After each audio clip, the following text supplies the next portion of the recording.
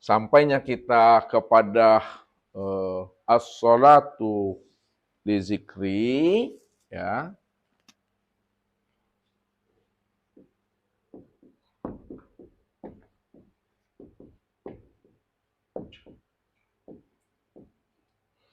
Untuk sampainya kita kepada as-salat li zikri, salat itu untuk mengingat aku, ya.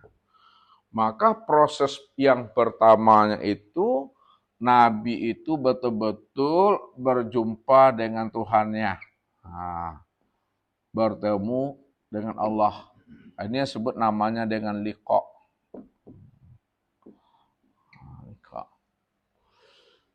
Jadi kalau orang sudah liqa dengan Allah, liqa itulah yang disebut namanya dengan musyahadah. Orang kalau sudah berjumpa, tentu dia menyaksikan. Musyahadah itulah yang menghantarkan kepada muwajjahah. Muwajjahah itu ini yang disebut namanya bertatap wajah dengan Allah. Jadi jikalaulah kita ingin bertatap wajah dengan Allah, lalui dahulu proses musyahadah. Tak mungkin kita ini bertatap wajah dengan Tuhan tanpa kita bermusyahadah. Musyahadah itu proses bisa bermuwajahah, bertatap wajah. Nah, seseorang itu bisa dikatakan musyahadah kalau dia sudah liqa dengan Tuhannya. Ada pertemuan, ada perjumpaan. Nah, pertemuan dan perjumpaan itu menghantarkan musyahadah. Maka syarat musyahadah itu liqa dulu. Untuk liqa kepada Allah, jalannya itu mesti melalui proses ma'rifat.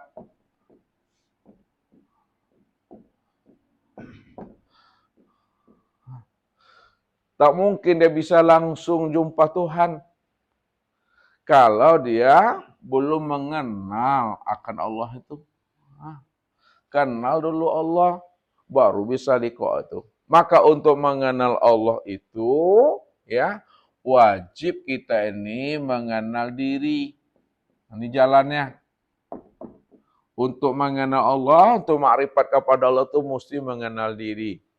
Supaya kita kenal diri kita, maka Nabi ajarkan kita mutu qabla anta mutu.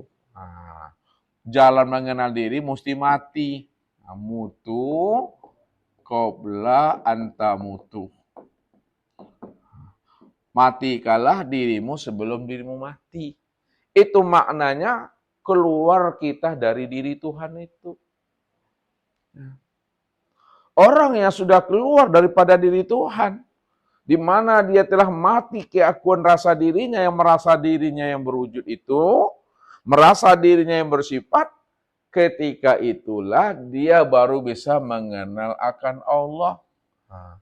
Jadi orang yang bisa kenal Allah itu, dia keluar dari diri Tuhan. Maknanya kita mesti dalam keadaan mati akan rasa keakuan diri kita ini, yang merasa bahwa diri kita ini yang wujud dan diri kita ini yang merasa bersifat.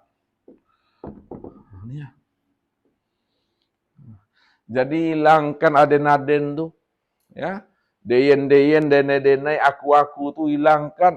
Jangan merasa juga di aku nih ya, ada karena aku nih melihat karena aku nih mendengar karena aku berkata-kata aku, itu keluarkan dari diri kita itu. Jangan ada merasa kita ini, diri kita itu yang bersifat wujud. Itu maksudnya. Jangan ada diri kita ini merasa diri kita ini bersifat sama. Itu maksudnya tuh. Jangan ada diri kita ini merasa bersifat basar. Jangan ada diri kita ini merasa bersifat kalam. Jangan ada pula diri kita ini merasa bersifat ilmu, bersifat kudorat, bersifat iradat, dan bersifat hayat. Makanya Allah katakan, bila engkau adalah engkau, maka engkau tak akan pernah mengenal aku. Bila engkau masih mengaku diri engkau itu yang wujud dan bersifat, maka selama engkau wujud dan bersifat, selama itu pula lah kamu tak akan pernah mengenal aku, bahwa akulah yang sebenar wujud dan akulah yang bersifat itu. Dan dirimu di hadapan aku adalah diri yang la haula wala quwata illa billah. Maka pada saat kita sudah menyadari, sudah mengakui bahwa diri kita itu la haula wala quwata illa billah, tak ada lagi wujudku ya Allah, hanya engkau yang wujud ya Allah. Tidak ada aku yang melihat, dia melihat engkau ya Allah, aku ini buta ya Allah. Tidak ada aku ini yang mendengar ya Allah, yang mendengar engkau ya Allah, aku ini tuli ya Allah. Aku ini mati ya Allah, yang hidup hanya engkau ya Allah. Ketika itu, ketika telah muncul kesadaran Tuhan di dalam diri, kesadaran Tuhan di dalam diri itu maksudnya Allah lah yang wujud, Allah yang bersifat. Itu yang dikatakan kesadaran Tuhan pada diri. Allah yang wujud, Allah yang bersifat. Sama basar kalam ilmu koda iradat dan hayat. Ketika itu kita dah keluar daripada diri Tuhan. Kalaulah kita sudah keluar daripada diri Tuhan, disitulah kita dikatakan diri yang sudah bermakrifat kepada Allah. Diri yang telah mengenal Tuhannya. Diri yang mengenal Tuhan, bahwa Allah itulah yang wujud semata-mata. Hanya dirinya seorang saja, ya maksudnya. Hanya Allah ini, ya, seorang saja, ahad. Wah. Ahad itu artinya esa. Esa itu maknanya tunggal. Nah. Kalau Allah itu adalah wujud semata-mata, dia adalah ahad, esa, dan tunggal, itu maknanya hanya dia cuma yang ada. Hanya dia semata-mata. Tidak ada yang lain daripada dirinya itu. Nah. Kalau hanya dia cuma yang ada, dia yang tunggal. Maka yang Allah itu segala yang wujud dan segala yang nyata. Nah. Kalau dia cuma yang esa, dia cuma yang tunggal, dia cuma yang ahad, hanya dia semata-mata.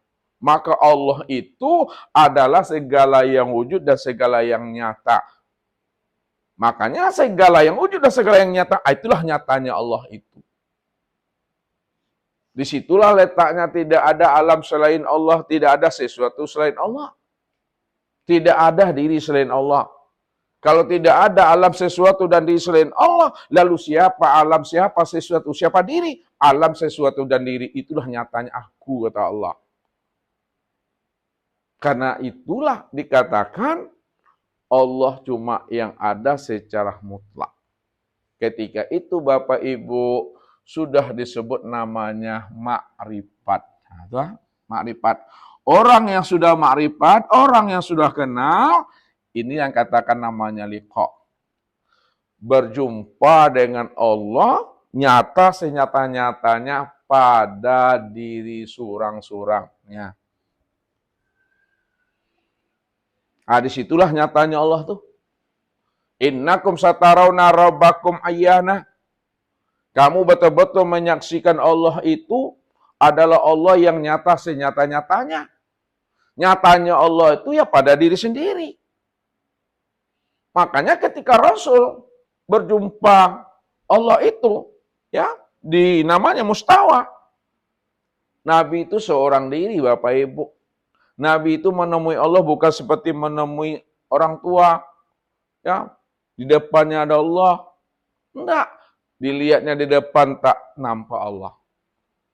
Tengok ke belakang juga tak nampak Allah. Pandang kanan, pandang kiri.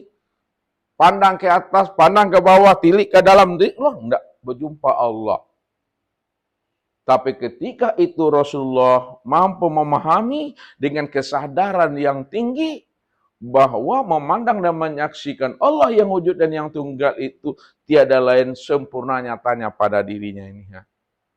Nah, itulah maksudnya. Jadi perjumpaan Bapak Ibu dengan Allah itu bukan perjumpaan di luar diri, tapi perjumpaan yang betul-betul nyata pada diri itu.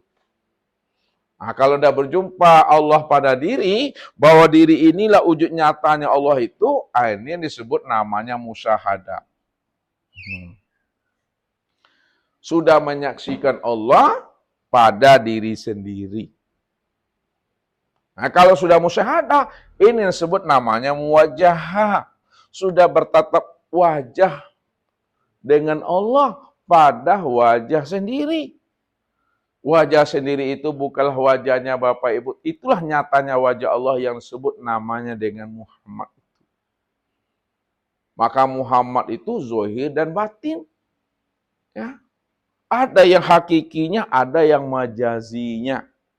Namun kesempurnaan untuk memandang Allah, bermuwajahah dengan Allah, sempurnalah pada diri Rasulullah Shallallahu Alaihi Wasallam, zahir dan batin itu. Di situlah Nabi mengatakan, ra'aituhu bil fuadi walam arahu bil aini. Ketika beliau berada di mustawa itu, disitulah maksudnya Rasul mengatakan ra'aituhu bil fuadi walam arahu bil aini. Aku betul-betul menyaksikan Tuhan, bermuwajahah dengan Tuhan, berlikok dengan Tuhan itu, aku menyaksikannya dengan pandangan hatiku, bukan dengan mata zahirku. Ketika telah hapus alam dalam pandangan hatinya, ketika telah hapus dirinya dalam pandangan hatinya, maka disitulah Allah lah yang wujud dan yang nyata pada sekalian alam, dan nyata sempurna wujudnya pada diri sendiri. Inilah yang disebut pandangan batin dizohirkannya. Ketika pandangan batin sudah dizohirkan, maka apa yang dipandangnya pada diri, itulah nyatanya akan wujudnya Allah. Ketika itu pandangan zohir dibatinkan, betul memang yang ada hanya Dia semata-mata. Jadi pandangan zohir melihat segala yang nyata itu adalah Allah, pandangan hati mengakui memang Dia cuma yang ada. Kalau Dia cuma yang ada, maka segala yang wujud dan segala yang nyata, itulah nyatanya akan sempurnanya diri Allah pada diri beliau sendiri. Pada kisah Isra Mi'raj itu. Setelah Rasulullah berlikok dengan Allahnya, sudah menyaksikan Allah dengan cara mengenal dan memandang kepada diri, barulah Rasulullah itu mendapatkan ilmu. Ini ilmu. Ya, yang pertama itu yang diberikan Allah namanya ilmu makrifat. Ini ilmu makrifat dulu. Rasulullah bukan ilmu syariat, ilmu makrifat. Kedua baru ilmu hakikat. Yang ketiga baru ilmu tarikat. Dan yang keempat baru namanya ilmu syariat. Ini proses Nabi. Proses Nabi itu makrifat dulu. Mengenal dulu Allah itu nyata sempurna pada dirinya. Setelah dia mengenal Allah itu nyata sempurna pada dirinya, maka disitulah duduknya hakikat. Inilah yang sebenar-benarnya itu. Ya, kalau lah sebenar-benarnya baru turun dia kepada tarikat. Ya, barulah di situ bisa dia memahami mahabbah dan rindu dengan Allah itu sempurna nyatanya pada hati tadi itu. Kemudian kerinduan tadi baru zahir dalam bentuk syariatnya. Inilah bentuk dalilnya. Syariat itu dalilnya. Ya, maka sholat yang diperintahkan Allah kepada Rasul itu ini 4 jalannya. Makanya Nabi sholatnya itu bersyariat. Kalau Nabi sholatnya bersyariat, berarti Nabi itu sholatnya pakai batang tubuh. Pak Jul tadi sholat ada enggak pakai batang tubuh? Atau eling? Pakai batang tubuh. Itu. Ya. Yang kedua, sholatnya itu mesti bertorikat, pakai hati. Ibu-ibu tadi sholatnya pakai hati atau tidak nih? Kalau tidak pakai hati, mati rasuh itu mah. Hilang rasuh itu. Yang ketiga, sholat Nabi itu pakai ruh, ada ruhnya tuh. Ada sholat tidak pakai ruh, tidak ada nyawanya dah. Dan yang keempat, sholat itu pakai sir. Ada mengenal namanya sir itu. Jadi sholat kita yang kita dirikan ini sampai habisnya usia umur kita meninggalkan alam dunia dan roh itu melepaskan cangkangnya, mesti sholatnya itu bersyariat yang bertorikat, torikat yang berhakikat, hakikat yang bermakrifat.